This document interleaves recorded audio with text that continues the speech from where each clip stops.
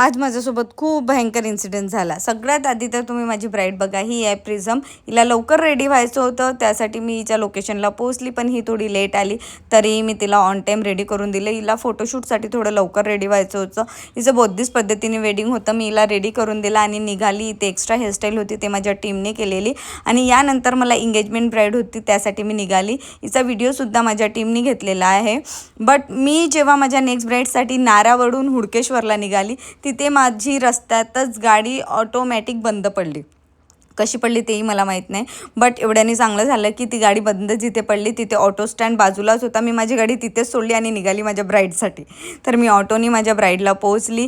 ही आहे वैष्णवी. हिचं आज एंगेजमेंट फंक्शन होतं.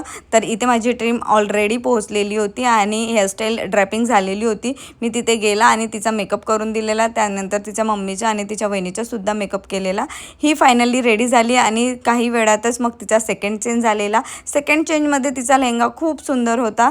त्यासाठी टीका वगैरेचा थोडा टचअप होता, तो आम्ही करून दिलेला. हा लाईट मी विदाऊट LCमध्ये हा व्हिडिओ घेतलेला आहे. तर तुम्हाला कसा वाटला कमेंटला मला नक्की सांगा. त्यानंतर आम्ही पुन्हा नाराला रिटर्न आलो. ही प्रिझम आहे. हिचा बौद्धिस्ट पद्धतीमध्ये वेडिंग होता. त्यानंतर हिचा लेहंग्यावरचा लुक करायचा होता, त्यामध्ये हिला हेअरस्टाईलसुद्धा चेंज करायची होती. तर तिथे आम्ही आलो. प्राचीने तिची हेअरस्टाईल पटकन चेंज केली. मी तिचा ड्रॅपिंग आणि मेकअपचा टचअप केला. टचअपची तशी नीड नव्हती, तिचा मेकअप जसाचा तसाच होता. तिचे फ्रेंड्स आले, त्यांना बघून ती इमोशनल झाली, रडायलासुद्धा लागली. तरी तिचा मेकअप तिथून निघालेला नाही, जसाचा तसाच होता. तिथे तिच्या फ्रेंड्स लोकांनासुद्धा मेकअप खूप आवडला. त्यांनी माझे नंबर्स घेतले. आणि तुम्हाला कसं वाटलं तिचा मेकअप कमेंटला नक्की सांगा. बाय.